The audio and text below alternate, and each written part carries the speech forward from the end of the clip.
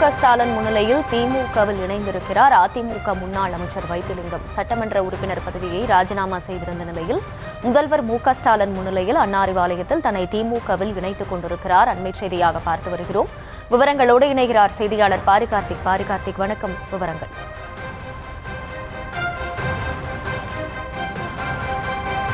முதலமைச்சர் ஸ்டாலின் முன்னிலையில் அண்ணாரிவாளையத்தில் திமுகவில் தன்னை இணைத்துக் கொண்டிருக்கிறார் அதிமுக முன்னாள் அமைச்சர் வைத்திலிங்கம். இன்று தனது சட்டமன்ற தலைவர் பதவியை தனது எம்எல்ஏ பதவியை ராஜினாமா செய்திருந்த நிலையில் அவர் தற்போது திமுகவில் தன்னை இணைத்துக் கொண்டிருக்கிறார். அண்மை செய்தியாக பார்த்து வருகிறோம். கூடுதல் விவரங்களோடு இணைகிறார் செய்தியாளர் பாரிகார்த்திக். பாரிகார்த்திக், வணக்கம். விவரங்கள். வணக்கம். முன்னாள் அமைச்சர் வைத்திலிங்கம் தன்னை திமுகவில் இணைத்துக் கொண்டிருக்கிறார். தமிழ்நாடு முதலமைச்சரும் திமுக தலைவருமான திரு ஸ்டாலின் அவர்களுடைய தலைமையில் அறிவாலயத்தில் தன்னை திமுகவில் இணைத்துக் கொண்டிருக்கிறார்.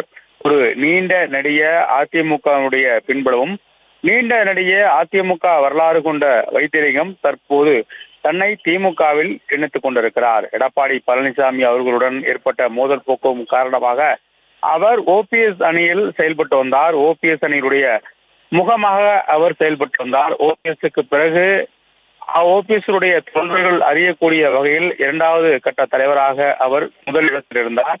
தற்போது அவர் அந்த அனைத்து பொறுப்புகளையும் துறந்துவிட்டு திமுகவில் தன்னை இணைத்துக் கொண்டிருக்கிறார். டெல்டா மாவட்டத்தினுடைய அதிமுக முகமாகவும் அதிமுகவினுடைய தளபதியாக இருந்த வைத்திலிங்கம் தற்போது முழுமையாக அதிமுகவை உதறிவிட்டு திமுகவில் தன்னை இணைத்துக் கொண்டிருக்கிறார். கடந்த சில நாட்களாகவே அவர் ஓபிஎஸ் அணியில் எந்த ஒரு நிகழ்ச்சிகளிலும் பங்கேற்காமல் ஒதுங்கி இருந்தார் என்பது குறிப்பிடத்தக்கது. குறிப்பாக எடப்பாடி பழனிசாமி அவர்கள் டெல்லியில் கூறிய பிறகு ஓபிஎஸ் உடனான அந்த அனைத்து நிர்வாகிகளுமே திமுகவில் தன்னை இணைத்துக் கொள்ள துவங்கி இருக்கிறார்கள். ஏனென்றால் ஏற்கனவே அவர் ஏற்கனவே எடப்பாடி பழனிசாமி அவர்கள் டெல்லியில் கூறும் பொழுது ஓபிஎஸ்ஐ ஒருபோதும் நாங்கள் மீண்டும் திமுகவில் மீண்டும் அதிமுகவில் இணைத்துக் கொள்ள திட்டம் ஏதும் இல்லை, மீண்டும் அவர் கட்சிக்குள் கொண்டு வருவதற்கான வாய்ப்பே இல்லை என அவர் தெரிவித்தார். அது மட்டுமல்ல, ஏற்கனவே ஓபிஎஸ் அவர்கள் கட்சியை விட்டு முழுமையாக நீக்கி பொதுக்குழுவில் தீர்மானம் போட்ட போது கூட அவர் ஓபிஎஸ்ஐ மட்டும்தான் போட்டிருந்தார். ஓபிஎஸ் ஆதரவாளர்கள் யாரையும் அவர்கள் நீக்கி தீர்மானம் போடவில்லை. அது மட்டுமல்ல, அவர் எப்போது வேண்டுமானாலும் கட்சிக்கு வந்து சேரலாம், ஓபிஎஸ் தவிர மீதம் இருக்கவர்கள் யார் வேண்டுமானாலும் கட்சியில் வந்து சேரலாம் என்றெல்லாம் கூட தீர்மானம் போட்ட நிலையில் தற்போது அவர்கள் அதிமுக பிஜேபியுடன்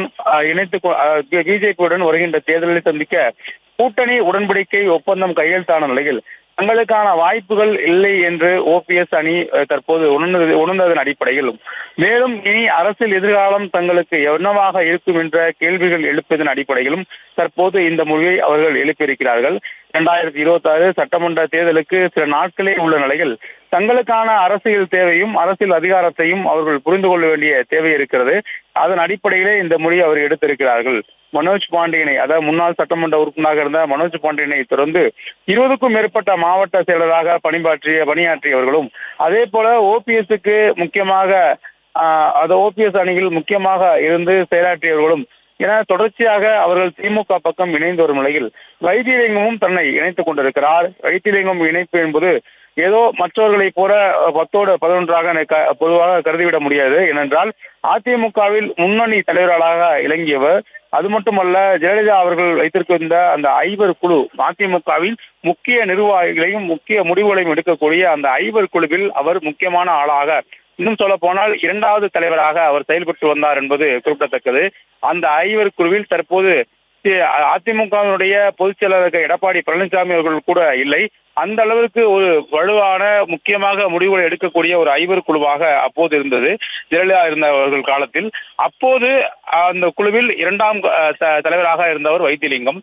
டெல்டா மண்டலங்களுடைய ஒரு முகமாக இருந்து வந்தவர். திமுகவினுடைய மிகப்பெரிய பிரம்மாண்டமான ஒரு வலுவான கட்டமைப்பு இருக்கக்கூடிய டெல்டா மாவட்டங்களிலே திமுகவை எதிர்த்து அரசியல் செய்த அதில் வெற்றியும் பெற்ற ஒரே ஒரு ஆள் வைத்திலிங்கம் என்பது டெல்டா மாவட்டங்களை சேர்ந்த அனைவருக்குமே நன்கு அறிவார்கள். ஏனென்றால் அங்கே இருக்கக்கூடிய ஒரு சூழலில் திமுகவை எதிர்த்து அரசியல் செய்வதும் திமுகவை எதிர்த்து அரசியல் வெற்றி பெறும் என்பது எளிதான காரியம் அல்ல.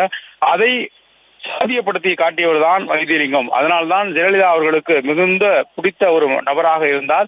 அது மட்டுமல்ல, தொடர்ச்சியாக தன்னுடைய அரசியல் பயணத்தை பொறுத்த வரைக்கும் ஒரு வட்டச் செயலராக துவங்கினார். அதே போல ஒன்றிய செயலராக ஒரத்தநாட்டில் இருந்தார். வட்டக்கழக பிரதியாக இருந்தார். மேலும் தொடர்ச்சியாக தஞ்சை மாவட்டத்தினுடைய துணை செயலராக இருந்தார். படிப்படியாக தஞ்சை மாவட்டத்தினுடைய மத்திய மாவட்டத்தினுடைய செயலராகவும் அவர் பணியாற்றி வந்தார்.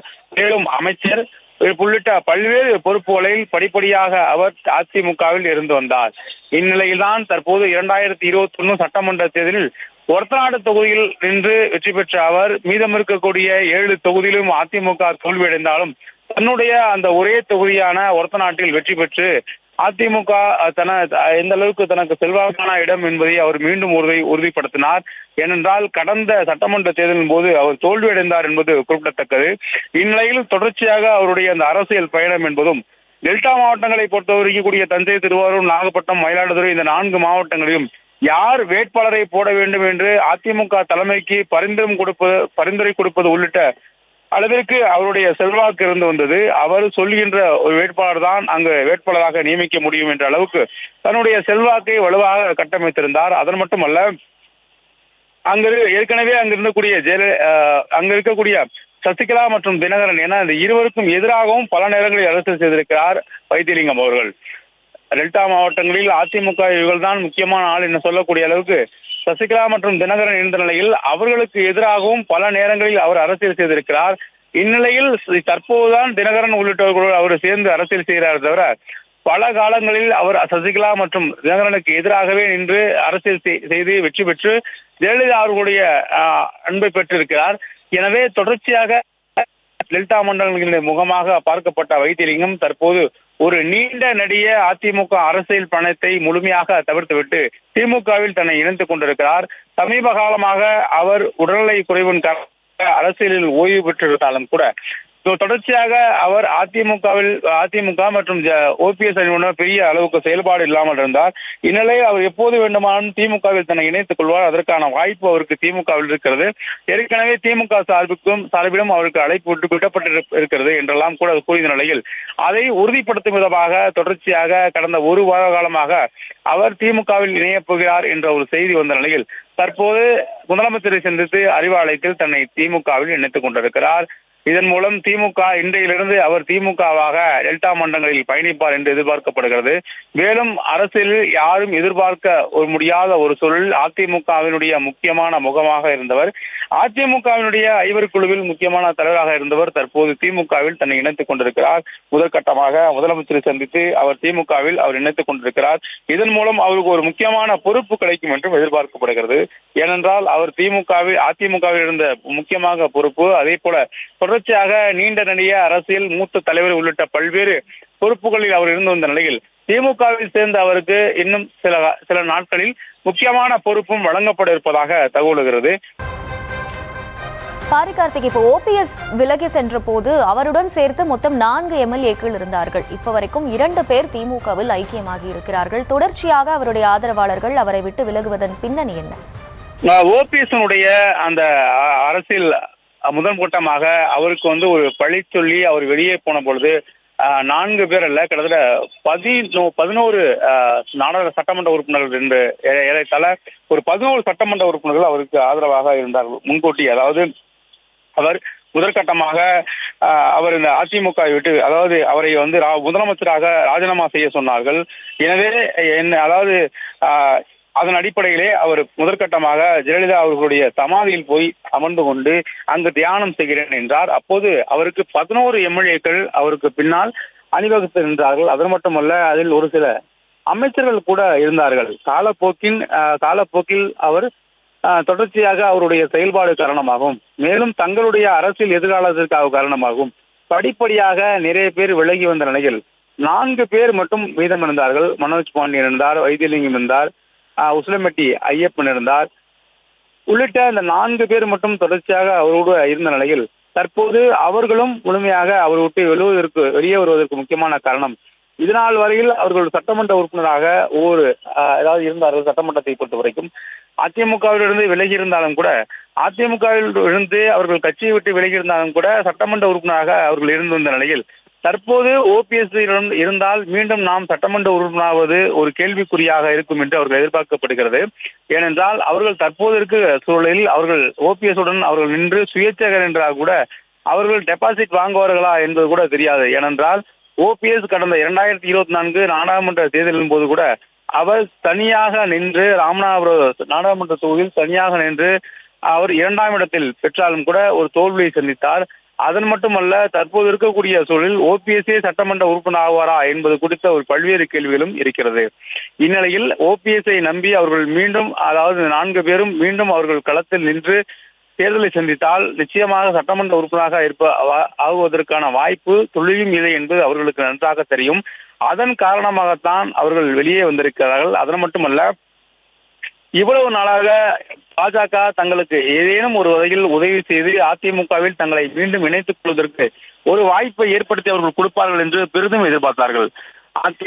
அதிமுகவில் தங்களை மீண்டும் இணைத்துக் கொள்வதற்கு பாஜக மீண்டும் நம்மளுக்கு ஒரு முயற்சி எடுத்து எடப்பாடி பழனிசாமி அவர்கள் மூலியமாக பேச்சுவார்த்தை நடத்தி தங்களை மீண்டும் அதிமுகவில் இணைத்துக் கொள்வதற்கு வாய்ப்பை ஏற்படுத்தி கொடுப்பார்கள் என்றும், அப்போது நாம் மீண்டும் சட்டமன்ற உறுப்பினராக தேர்வு செய்வதற்கு வாய்ப்பு இருக்கிறது. ஏனென்றால் நாம் மீண்டும் அதிமுக இணைந்துவிட்ட பிறகு மீண்டும் நாம் சட்டமன்ற உறுப்பினராக ஆவதற்கான வாய்ப்பு இருக்கிறது என்றெல்லாம் கூட அவர்கள் நினைத்து வந்த நிலையில் அதைக்கும் தற்போது முற்றுப்புள்ளி வைத்தால் போல் எடப்பாடி பழனிசாமி அவர்கள் டெல்லியில் ஓபிஎஸ் மீண்டும் அதிமுகவிற்கு வருவதற்கான எந்த வாய்ப்பும் இல்லை என்றெல்லாம் கூட கூறிவிட்டார். அது மட்டுமல்ல, பாஜக சார்பில் வைத்த கோரிக்கை, அதாவது ஓபிஎஸ்ஐ சேர்க்க வேண்டும், ஓபிஎஸ்ஐ மீண்டும் நீங்கள் அதிமுகவில் இணைந்து நீங்கள் பணியாற்ற வேண்டும் உள்ளிட்ட கோரிக்கைகள் வைத்ததாக சொல்லப்படுகிறது. அந்த கோரிக்கையும் எடப்பாடி பழனிசாமி அவர்கள் நிராகரித்ததாக சொல்லப்படுகிறது. எனவே இனியும் காலந்தாமதால் நம்மளுடைய அரசியல் வாழ்க்கை என்பது இல்லாமல் போய்விடும் என்றும், இருக்கிற சட்டமன்ற உறுப்பினர் பதவி ராஜினாமா செய்துவிட்டு மீண்டும் சட்டமன்ற உறுப்பினராக ஆவதற்கு திமுக மட்டும்தான் ஒரு வழி. எனவே மீண்டும் நாம் இந்த சட்டமன்ற உறுப்பினரை வைத்து இந்த 3 மாத காலத்தில் ஒன்றும் செய்துவிட முடியாது. எனவே அதை உறுதிப்படுத்த நாம் திமுகவுடன் பயணிக்க வேண்டிய தேவை இருக்கிறது. வேணென்றால் இன்னொரு பக்கம் நமக்கு ஆல்டர்னேட் என்று சொல்லக்கூடிய மாற்று வழியும் இல்லை. இனி அவர்கள் எங்கு போவார்கள்? பாஜக பக்கமும் போய்விட முடியாது, இனி அதிமுகவும் சேர்ப்பதற்கு தயாராக இல்லை. எனவே இப்படி இருக்க சூழலில் நம்ம இருக்கக்கூடிய ஒரே மாற்று என்பது திமுக தான் தற்போது வலுவாக இருக்கிறது. எனவே திமுகவுடன் நாம் இந்த தேர்தலில் சந்தித்து வெற்றி பெற்றே ஆக வேண்டிய ஒரு தேவையும் பதவியும் ஒரு முக்கியமான ஒரு காரணமாக இருக்கிறது. எனவே நாம் பதவியை மீண்டும் கிடைப்பதற்கு நாம் கடுமையாக தேர்தலில் செயல்படுவதற்கு திமுக மட்டுமே நமக்கு ஒரு மாற்று வழியாக இருக்கும் என்றும், அதே போல தற்போது இருக்கக்கூடிய சூழலில் நமக்கு வேறு எதுவும் வழி இல்லை என்ற அடிப்படையில் இந்த 2 விதமான காரணங்கள் அடிப்படையில் தான் அவர்கள் திமுகவை தேர்ந்தெடுத்து தற்போது திமுகவில் சேர்ந்திருக்கிறார்கள். அதன் மட்டுமல்ல, தற்போது இருக்கக்கூடிய சூழலில் வைத்தியலிங்கம் முடித்தினுடைய தேவை திமுகவிற்கு எந்த அளவுக்கு இருக்கும் என்று எதிர்பார்க்கப்பட முடியாது. ஏனென்றால் திமுக தற்போதே அவர்கள் டெல்டா மாவட்டங்களில் வலுவாகத்தான் இருக்கிறார்கள். இந்நிலையில் வைத்தியலிங்கத்தினுடைய வருகை என்பது திமுகவிற்கு மிகப்பெரிய பலமாக இருக்கிறதோ இல்லையோ, வைத்தியலிங்கம் போன்ற ஒரு சீனியர் அரசியல்வாதி திமுகவில் இருப்பது திமுக ஒரு வலுவாக ஒரு விஷயமாக கருதப்படுகிறது. அதன் அடிப்படையில் தான் அவர்கள் தற்போது இணைந்திருக்கிறார்கள்.